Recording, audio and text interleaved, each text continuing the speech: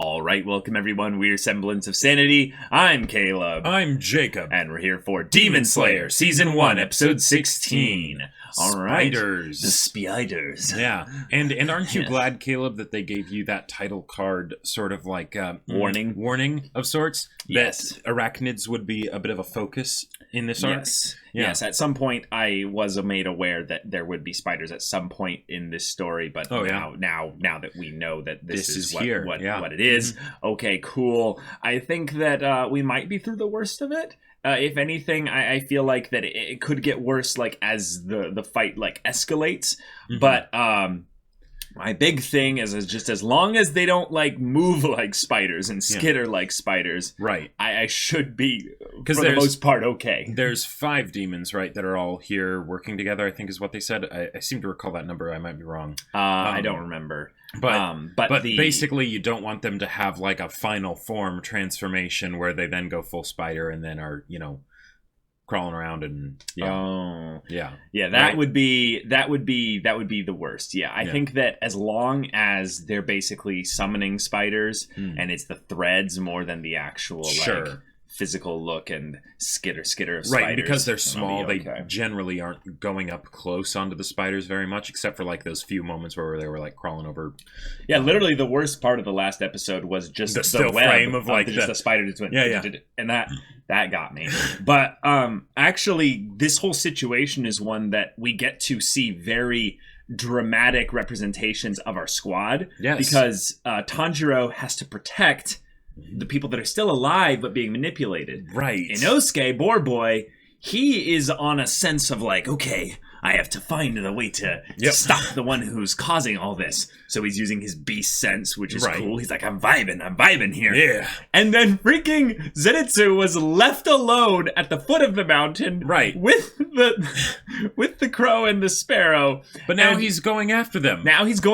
Because that's what friends do. Well, he has to protect Nezuko. Well, that too. That's his big motivation. The power of the boner compels him. Yes, but the thing is that he doesn't know what he's in for. Well, not only does he not know what he's in for, he's very prone to reacting dramatically when it comes to things that he finds scary. Mm-hmm. So I might find a little bit of a partner in Zenitsu. In that misery loves company. Yes. Yeah. So hopefully almost his levity might make the terror of this a bit little more bearable, yes. Yeah. But there's also the fact that Nezuko is in the midst of this whole thing, boxed up, but still that's a thing. So yes. What part will she play, if any? That'll be a thing. So y'all, without further ado, let's get into this. All right, everyone, now be sure to go check out the reaction portion of the video in the description below, and then come back here for the discussion.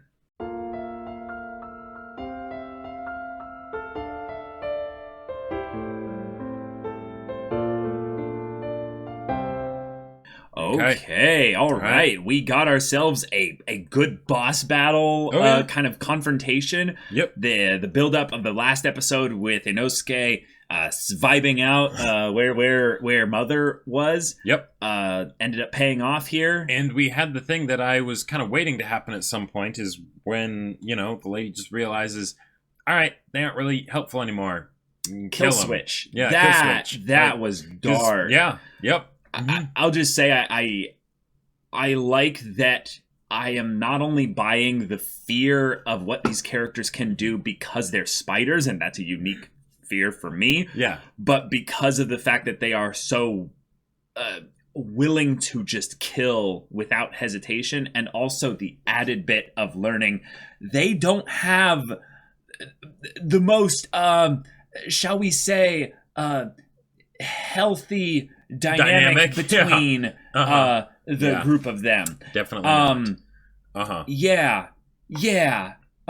Right. This is a thing. So I'm guessing, even though the characters of course wouldn't know this, but as the audience we can pretty safely assume, I think, that the dad is the one of the 12 Kizuki. I'm actually going to go out on a limb and say it's Rui. Really? Yeah. No, I think it's 100%. Are you really sure about that? Because I think that the fear that she would have over the patriarch of their kind of dynamic here, that makes sense from the I am there's probably some kind of slavery kind of dynamic going on there. But the fact that the one who should have been the inferior one, in that they're the progenitor of, I'm like, well, I don't know if they can be in that kind of dynamic there. So I'm actually going to go out on a limb there and say it's Rui. Okay. Because Rui is the one that made her just go, oh my God, oh my God, oh my God. What are you doing here? I'm all for that for a couple of reasons. One is because there's the whole idea of, okay, if they're one of the 12 Kizuki, then if they're closer in age range to the main characters, then there can be a bit more of, I don't know, maybe connection there. Two, voice actor. Yes. Right. So that's another meta thing that I'm thinking about here. It makes sense that they would have and also from what we saw of the father, the father looks very scary in that he's a big hulking guy, and that does kind of fit with demon monster kind of dynamic. Yeah, that kind of dynamic. But I feel like the really scary ones are the ones that are small. Yeah, right. Ones that don't really look that intimidating. Right, because it's showing that they're not displaying their power, kind of a thing, right? Yeah. And then also just the fact that if we have a 12 Kizuki like big, enemy boss named Rui, that would be hilarious. I would just that would be great. I would love that. I mean, it's a pretty common name as far as names go. So, sure. There's that. One of the things that they built up this episode that was really, really exciting is not just the idea that the squad's working together, and they're working together rather well, but that there's a really off-putting family kind of competitive but also very cutthroat thing going on here, and yet Rui calls it bliss. So in the previous episode, I think I got a different vibe from this family, in that they were a community coven looking to basically hide out and be safe here, and they all were working together. Right. So that it would be thematically similar to what Tanjiro and Nezuko experienced, in that invaders basically came and ruined their family. Yeah, and in this case now the good guys are basically coming in, ruining the family of... exactly. But in this case, I get a completely different vibe from the family now. And that's a good point. The fact that Rui said bliss, that also is something that makes me think that Rui is more important than is being let on. If anything, one of the things that is important to bring up is that Muzan is the one that's turning the demons specifically. So the fact that they're all similarly kind of looking or what have you, there is a possibility of it starting with basically an original demon that then births other demons, but we haven't ever really gotten into whether or not demons can procreate. So that's its own creepy thing. But they call, it's mother, mother and father, right? So, and yet it doesn't seem to be something where they were like a family before being turned into demons, because the mother's memories seem to be of other people, right? Well, yes. I'm just wondering if the kids were actually birthed from the mother and father. That's there's nothing to contradict that, and there's nothing really to give support to that other than the fact that they use those terms, but then then we've never seen something like that being done before. So maybe that's an element of world building that they're going to get into here. And the whole idea of like one of the most terrifying things for me about spiders is not actually the spider itself; it's the laying of the eggs. Yeah. Right. And so if they wanted to use the spiders as a way to introduce that notion of demons that give birth to demons, right? Because again, that's a way to make demons even scarier. Because if Muzan is for the most part the one-stop shop for demon production, I mean yeah, that's actually an interesting point. He can only do so much. He's only one guy. Yeah, I actually want to bring up a cool idea here. If Muzan turned, say, one of them. Yeah. And then basically the one that got turned basically ends up being a good servant of Muzan. And he basically says to Muzan, I want basically a wife. I want someone which I can make a family. And Muzan maybe is like, haha, yeah, sure, you can make a family. Yeah, whatever. And basically turns a female into a demon. A demon. Even maybe potentially a spider demon or what have you. Right. But then it actually works, and they do end up procreating and becoming the progenitors of a clan of demons. And Muzan's like, but I didn't actually expect that to work, like the idea that the demons could be however old, it doesn't matter. But the idea is, I love the idea of Muzan being like, yes, this is a fun experiment. Let's see what happens. And then it keeps going, and it like becomes a problem because he's like, I was the one that was controlling the flow of where demons popped up and what have you. And I don't like the fact that this is a thing. Although if one of them is the 12 Kizuki, then I'm guessing that they haven't fully gotten on Muzan's bad side. Yeah, well, yes. And maybe that's the thing that's important, is that they needed one to be kind of the representative / protector / intermediary between Muzan's people, who probably, if they wanted to, could find a way to restrain them all and bring them to Muzan. Sure. And then Muzan would overload them with his blood. I mean, I'm sure. And they would just, I'm sure if Muzan really wanted to, he could go here and take care of all of them. But I would almost assume that he would need to expend resources that he's not necessarily willing. Sure, his time's valuable. He's the single one-stop shop for demon production. Right. But he might need to also bring some of his, Kizuki in order to actually make that work. One of the things that war against them. One of the things that makes me like the idea of Rui being the one of the 12 Kizuki even more is the idea that given this show and the demographic for this show being a shonen and all that stuff, I'm talking age demographic and things like that. Yeah. The idea of the young person that basically kind of potentially goes behind the back of the higher ups of the father and everybody and basically makes a very powerful friend, right, and does that whole thing, that sort of supplanting of the old, maybe only the mother knows or something like that. I mean, or even if it is known, just something where it's sort of a breaking of the established hierarchy, right? Because right now they've established quite strongly that the father rules with an iron fist, right? But if there's something that deviates from that, then that makes it complicated and a lot more interesting, right? Because they could have the father be one of the 12 Kizuki, and that would work, and that would explain why they're all so terrified of him, even though, they're all demons. Right. But if it happened to be sort of like the young prodigy, kind of that's a lot more exciting. Yeah. And it definitely offers, I would say, yes, a lot more connection relatability for the demographic that tends to basically have the coming of age story related characters being more important. And I would say that the other son potentially there did look younger in terms of character design than Rui. And that would make Tanjiro and Rui the oldest son of their respective families. One of the other things that they did, and maybe this is reading too much into it, but the character designs I felt were all very particular, right? Oh, and sure. So the other son seemed like the schemer, right? Yeah, let me go back to their little scene together. Yeah. And that definitely fits with the spider aesthetic, right? And then the daughter seemed sad, okay, all right, cool.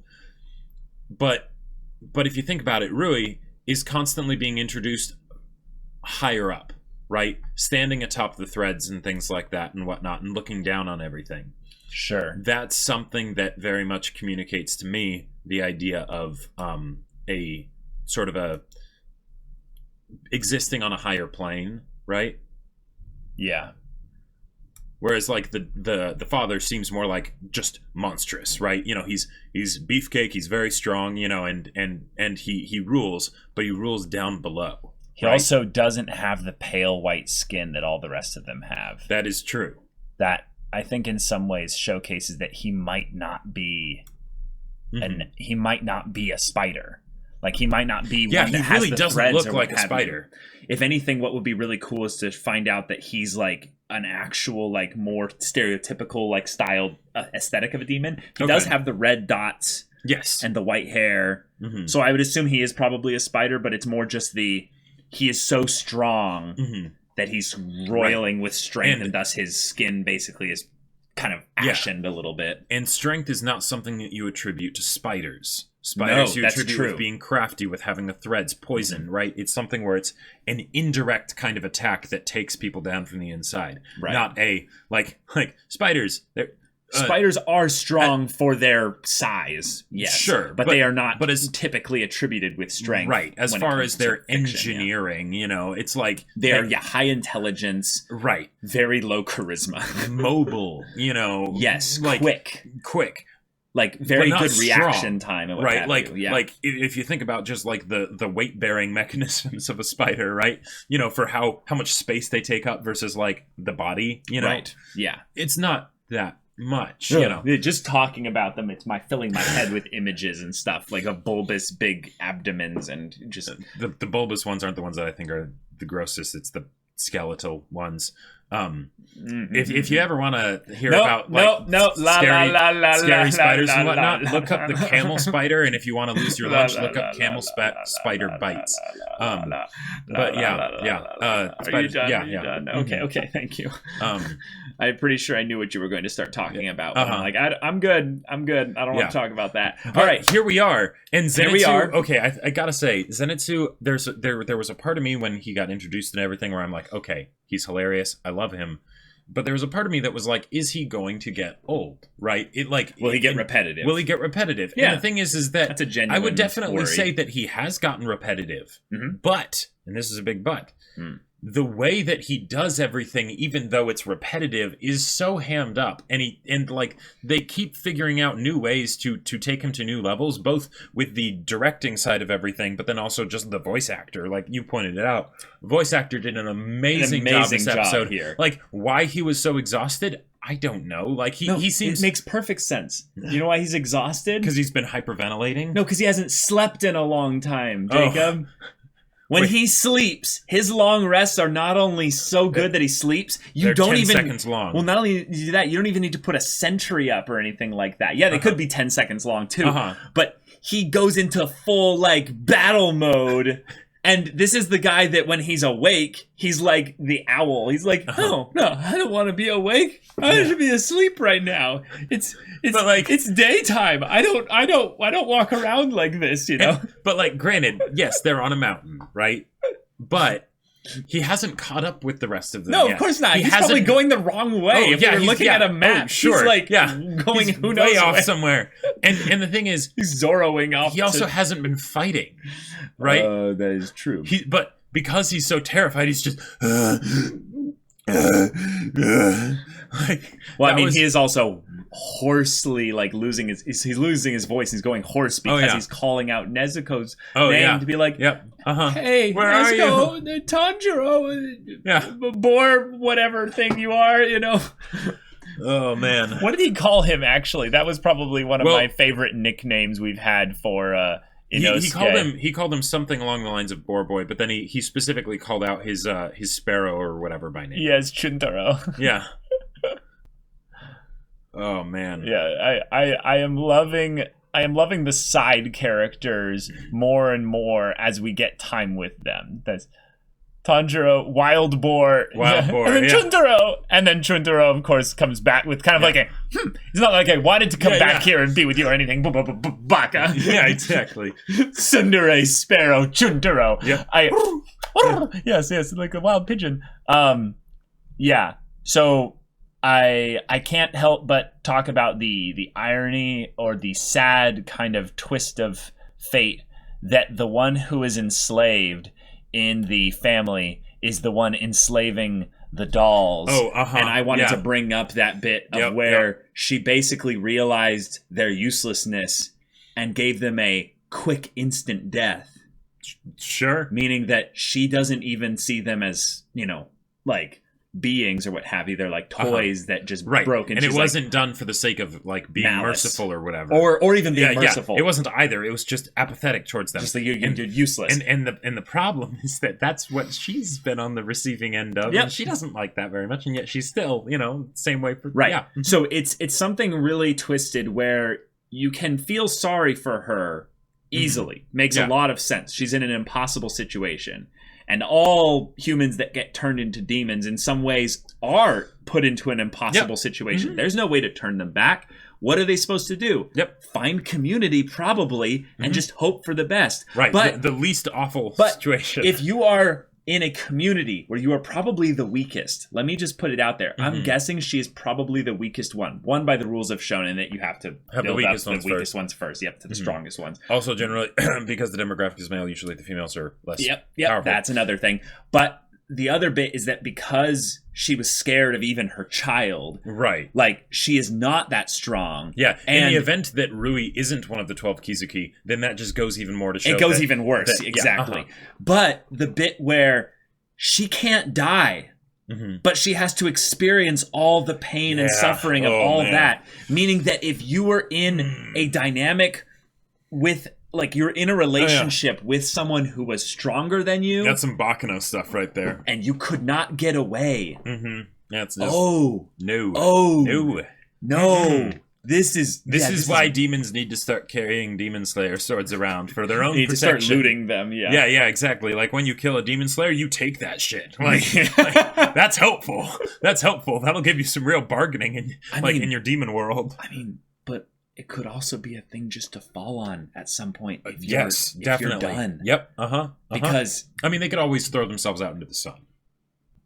You're right. Like I'm sure though that actually throwing themselves, yes, but I think that throwing themselves out there into the sun is probably the most painful way to go. Yes, probably. It is probably the most painful. Yeah. Especially the older and stronger the demon is. It's basically saying, would you rather jump into a vat of acid or get shot in the head? Right. I'm pretty sure you'd rather get shot in the head. Yeah.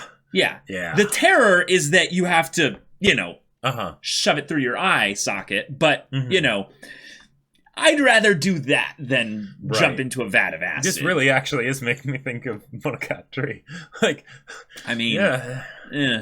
So, eventually that's Tanjiro's going to head pat one of the demons.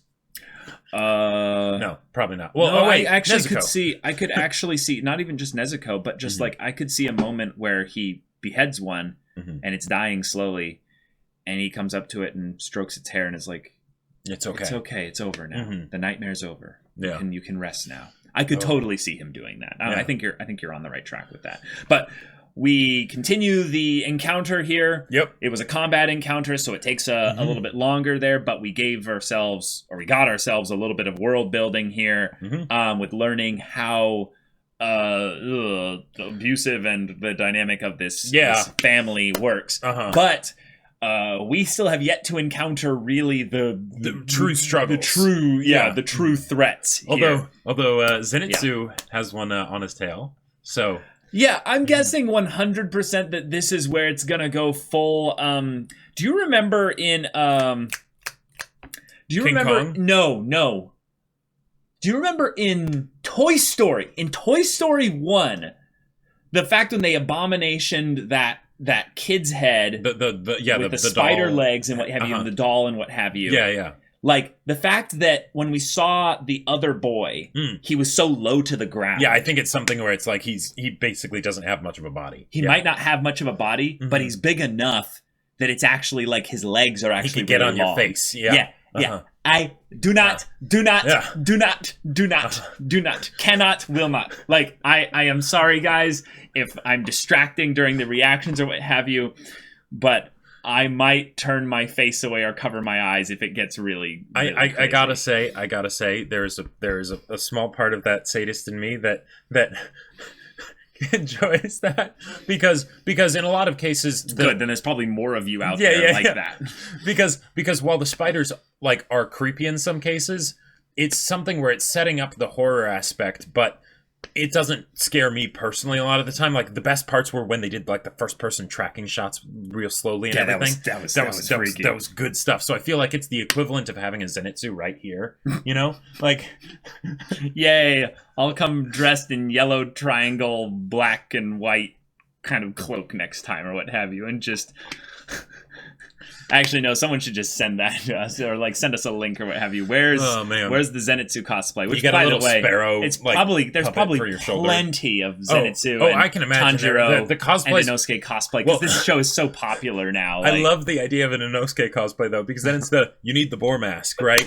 Like with the eyes like pointing out the diagonals, like randomly. You're just like also I want to keep like in mind moving forward, because I know that Inosuke's ears are pink, right? The boar ears. But I want to check to see if they get more pink when he would be blushing. I don't think they are. We can quickly double check that. I'm like 99% sure they are always that shade look, of pink. That shade, yeah.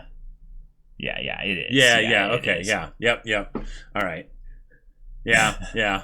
All right. Well, y'all, thank you so much for watching this episode's reaction and discussion. If you want to see the next episode's reaction and discussion right now, go check out the link in the description below for our Patreon. You can get on early access there. You can watch full-length timer reactions there. And all this comes with Discord access. You can chat with us and the community there about this show, about anime in general. And you can also talk with Jacob about the sci-fi novel that he wrote. Yes, I wrote a sci-fi novel, in case you somehow haven't heard. It's called Battle Lines, and it's really cool. And it has awesome swords made of special materials, among other things. It's available for purchase on Amazon. Link in the description down below. Hardback and ebook within the US, ebook outside the US.